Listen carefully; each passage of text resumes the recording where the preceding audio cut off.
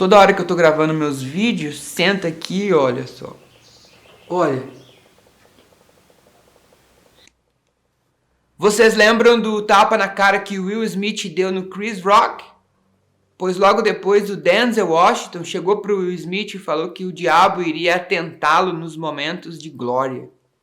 Esse diabo que vai atentar não é este diabo cristão, esta coisa demoníaca que você está sujeito a ser influenciado por ela externamente. Este diabo é basicamente o divisor, que inclusive diabo significa divisor.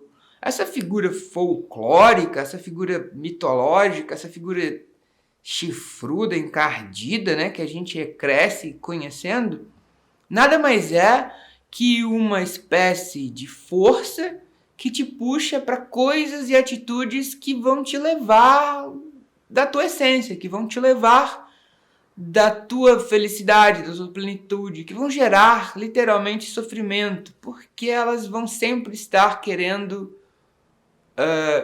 vingança, prazeres demais, coisas do mundo demais, dinheiro demais, aquela coisa toda. Parece um papo chato, mas vamos voltar agora.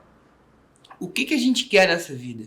A gente quer estabilidade, ser feliz, ter paz de espírito, ser pleno, contente com o que acontece, dinheiro, bem-estar, saúde, né?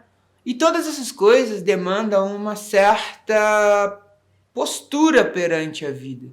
Uma postura de não ceder ao diabo, ao divisor, de não ter conflitos na nossa vida, na verdade.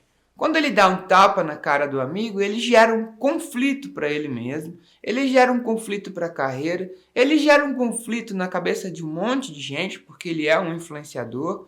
Então, existe uma super responsabilidade num cara desse. O que acontece quando ele recebe essa frase, que o diabo iria tentá-lo nos momentos de glória, é justamente para você ficar ativo em relação a quando que o teu diabo vai te atentar a ter atitudes que depois vão te prejudicar. Mas isso é tão amplo, é tão sutil. Por exemplo, o meu diabo sempre me atentou muito numa coisa muito básica, na louça. A louça sempre foi para mim um gatilho para outros comportamentos que não eram bons para mim, que me afastavam de Deus, me afastavam da consciência, me afastavam da paz, me afastavam dos amigos, me afastavam da energia boa, me afastavam da saúde, me afastavam de várias coisas, porque é um gatilho que gera uma coisa, gera outra coisa, gera outra coisa. E eu aprendi isso com o Sadhguru. Sadhguru, ele dizia isso. E na verdade isso é da cultura indiana. Eles falam, arruma a sua cama, porque senão os demônios vão dançar sobre ela. Aí no caso ele faz até uma coisa literal, ele pega uma rudraksha, uma semente sagrada, e aí pega um papel plano, assim, papel que não está amassado, uma folha, vamos dizer. E aí ele põe em cima e ela gira, sabe? Num sentido horário, vamos dizer. E aí ele pega e amassa todo aquele papel, e aí aquela mesma semente começa a girar num sentido diferente, sabe? Eu também lembro de um experimento que fizeram com a voz do Hitler e a voz, acho que, de um cantor, de uma coisa assim, uma voz boa, uma voz doce e uma voz do ditador mais sanguinário que a gente viu. E o cara analisava as ondas que eram congeladas, acho que na água, como que as moléculas reagiam à voz. A mesma coisa eu acho que acontece, porque se você analisar que tudo é energia e tudo é vibração, quando você amassa uma coisa e desorganiza uma coisa, você está gerando uma espécie de ruído, sabe? E aí você o tempo inteiro está interagindo com ruídos, com coisas amassadas na sua casa. E eu percebi, isso é coisa diabólica. Mas não do diabo cristão, sabe? Porque este é outro que vai te enganar, esta coisa da religião, esta coisa social, esta coisa de ficar correndo disso. Como que eu cheguei na conclusão que manter-me mais organizado com a louça, com a cama, com a postura e com coisas periféricas da minha vida Por exemplo, a quantidade de dinheiro que eu posso gastar, a quantidade de energia que eu posso gastar com outras pessoas. Tudo isso eu aprendi através do meu diabo, da minha sombra, entendeu?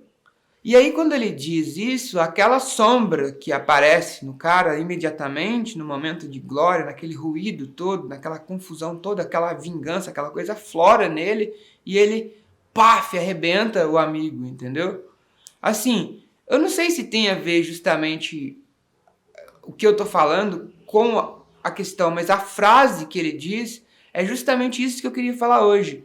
Cuidado pro diabo não te atentar em coisas idiotas da sua vida, como a tua limpeza pessoal, mau cheiro, cama, louça, roupa amassada, coisas amarrotadas, meias furadas, tênis furados, coisas estranhas assim que você talvez não precise. Porque não é impossível que você tenha paz de espírito ao redor do caos. Você pode ter, mas vai te demandar uma força mental absurdamente mais intensa. E aí sim eu diria que se essas ondas que estão tortas, estranhas, que fizeram tipo com um experimento, e a frase do Denzel Washington, se essas coisas, essas frequências, esses sons ficam o tempo inteiro dando ruído, imagina então quando você tiver um gatilho, seja de um comportamento ou de alguma coisa que te gere ansiedade, medo, pânico.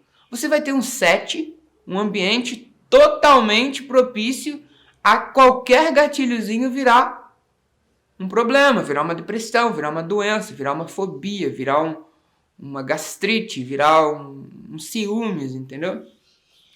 Então não sei se faz sentido para você, sempre que você acordar, arrumar a sua cama como a primeira coisa do mundo.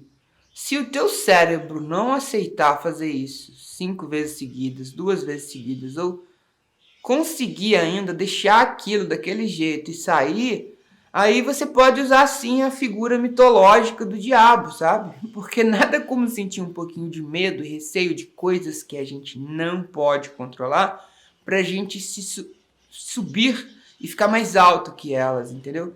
Certas pessoas só vão funcionar na base da porrada, do medo, sabe? Então, basicamente, você neste momento, pode ser que tá vendo esse vídeo e a sua casa tá uma zona, entendeu?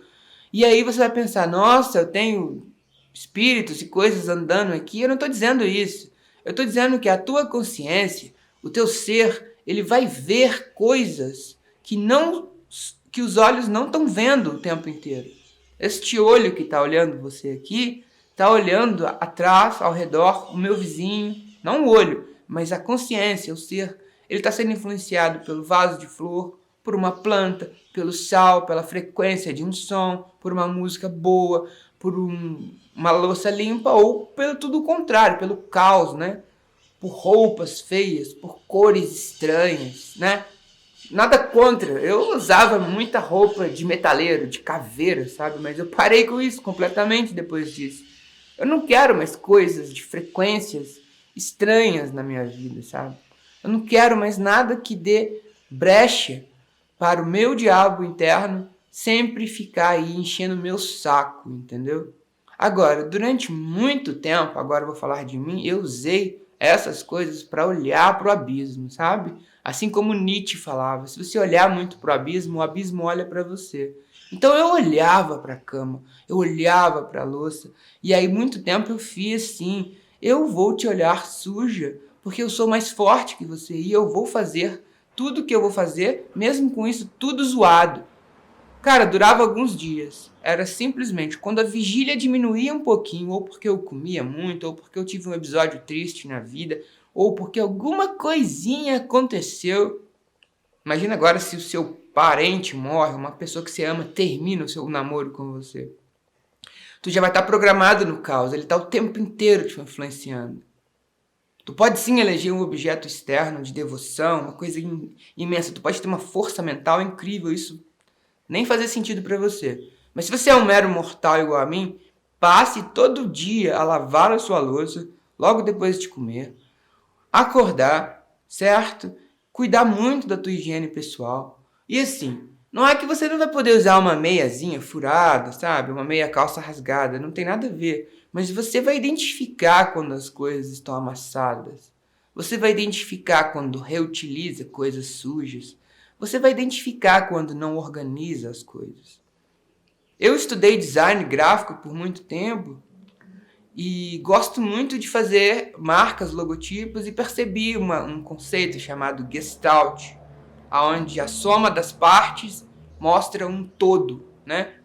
E eu achei isso incrível, uma frase que um amigo da faculdade na época postou na rede social. Eu acho que essa questão de rede social, Instagram era muito fraco na época, mas ele postou: na minha vida eu sou designer em tudo. E aí ele mostrava a foto da casa, das coisas, não importa se era pobre, se é rico, ele tinha uma espécie de capricho, sabe?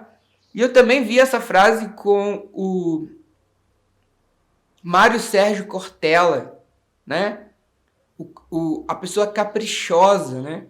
E aí eu percebi, não consigo ser caprichoso, não consigo lavar sempre a louça certo, não consigo arrumar minha cama sempre certo, eu tô sempre sendo influenciado por uma espécie de ansiedade, uma coisa, né? Porque já virou uma bola de neve. E essa é a realidade de todo mundo. A gente tá muito zoado, intoxicado, preocupado e tal. Para algumas pessoas isso é uma coisa simples, né? Para outras é difícil acordar e sair da cama. Mas existe como superar essas coisas. Existe como você transformar hábitos, né, que não são bons em hábitos bons. E aí demora um tempinho para o seu cérebro repetir aquilo durante um tempo. E uma coisa muito legal é associar coisas prazerosas com atividades que não são prazerosas. Então eu estou fazendo essa experiência da louça durante 15, 20, 30 e eu espero que fique perene na minha vida.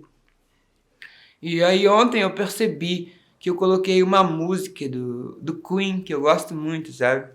Que eles estão fazendo faxina, sabe? I want to break free, olha o nome, né? Eu quero me libertar. E aí eu percebi, né? Assim, eu consegui baixar a minha mitidez, o meu ego, para ver que a louça é divina, para ver que a louça é uma coisa que eu posso gostar de fazer, né?